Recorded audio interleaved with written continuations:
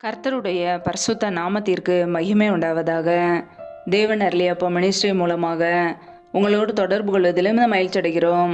இன்றைக்கும் இந்த நாளிலும் தேவன் நமக்கு கொடுக்கிற வார்த்தை 34ஆம் சங்கீதம் 19ஆம் வசனம். நீதிமானுக்கு வரும் துன்பங்கள் அநேகமாயிருக்கும், கர்த்தர் அவைகள் எல்லாவற்றிலும் நின்று அவனை விடுவிப்பார். ஹல்லேலூயா. கிறிஸ்துவுக்குள் பிரியமானவர்களே, கர்த்தருடைய வார்த்தை சொல்லுகிறது, நீதிமானுக்கு வரும் துன்பங்கள் அநேகமாயிருக்கும், கர்த்தர் அவைகள் எல்லாவற்றிலும் நின்று அவனை விடுவிப்பார் என்று. ஆம் பிரியமானவர்களே, நம்முடைய வாழ்க்கையிலே எப்பொழுது இயேசு கிறிஸ்துவை ஏற்றுக்கொண்டோமோ, அவருடைய இரத்தத்தினால் நாம் கழுவப்பட்டோமோ, நாம் நீதிமான்களாக இருக்கிறோம். நம் விசுவாசத்தினாலே நீதிமான்களாக ஆக்கப்பட்டிருக்கிறோம். நம்முடைய வாழ்க்கையிலே நமக்கு வரும் துன்பங்கள் அநேகமாக இருக்கலாம். கர்த்தர் அந்த துன்பத்திலிருந்து நமக்கு விடுதலை கொடுக்கிறவர், நம்முடைய கண்ணீரை துடைக்கிறவர், நம்முடைய பிரச்சனைகளை நீக்குகிறவர். ஹல்லேலூயா.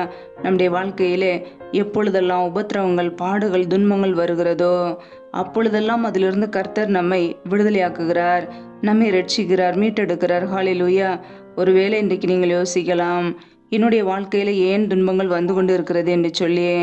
நம்முடைய வாழ்க்கையிலே நாம் இயேசுக்காக வாழும்போது பாடுகள் வழியாக, அநேக பிரச்சனைகள் வழியாக நாம் கடந்து செல்லலாம். கர்த்தர் நம்மை விடுவிப்பார். ஹல்லேலூயா. பிரச்சனைகளிலிருந்து விடுவிக்க கர்த்தராகிய இயேசு கிறிஸ்து நம்மோடு கூட இருக்கிறார். ஆம் பிரியமானவர்களே, நீதிமானுக்கு வரும் துன்பங்கள் அநேகமாக இருக்கும், கர்த்தர் அவைகள் எல்லாவற்றிலும் நின்று அவனை விடுதலையாக்குவார். நம்முடைய வாழ்க்கையில் உள்ள பிரச்சனைகள், பாடுகள், உபத்திரவங்கள் எல்லாம் ஒரு நாள் மாறிவிடும். ஹல்லேலூயா.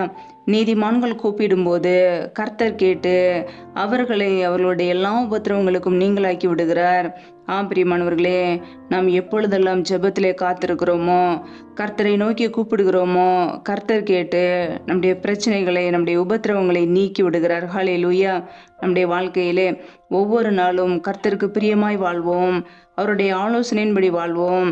கர்த்தருடைய கண்கள் நீதிமான்கள் மேல் நோக்கமாய் இருக்கிறது, அவருடைய செவிகள் அவர்கள் கூப்பிடுதலுக்கு திறந்திருக்கிறது. ஆம் பிரியமானவர்களே, அவர் நம்மை பார்த்து கொண்டு இருக்கிறார், நம் மீது நோக்கமாய் இருக்கிறார். நம்முடைய வாழ்க்கையிலே நாம் எப்பொழுதெல்லாம் தேவனை நோக்கி கூப்பிடுகிறோமோ நமக்கு பதில் கொடுப்பதற்காக அவருடைய செவிகள் திறந்திருக்கிறது. ஆம் பிரியமானவர்களே, நம்முடைய தேவன் ஜெபத்தை கேட்கிறவர்.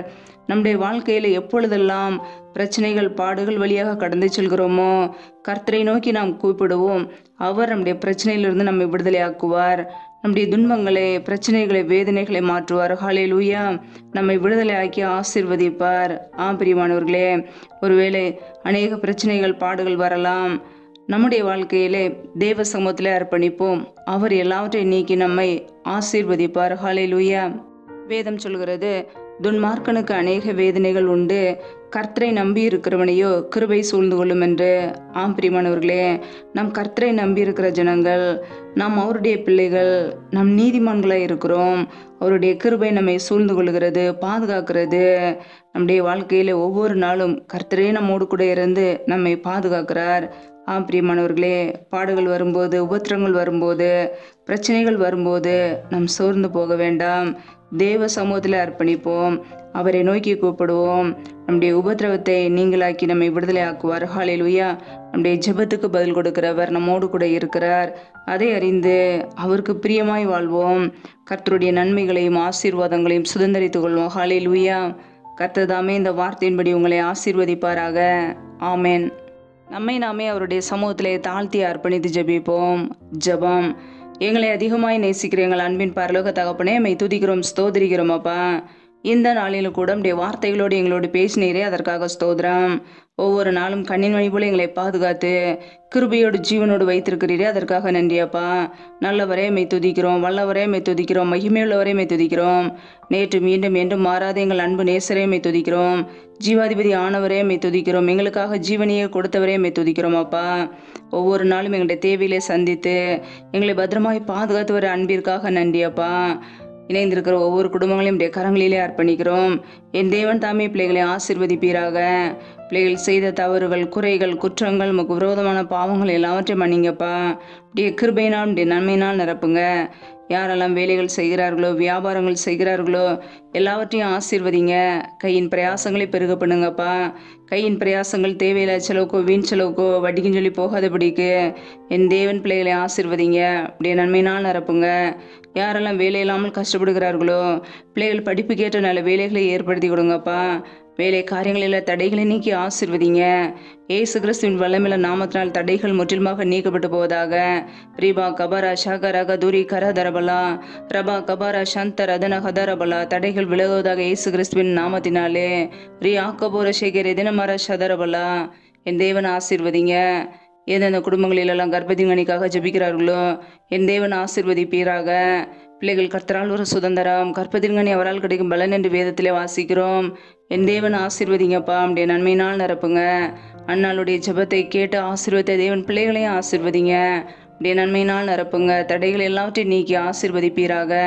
அப்படியே கரங்களில் அர்ப்பணிக்கிறோம்.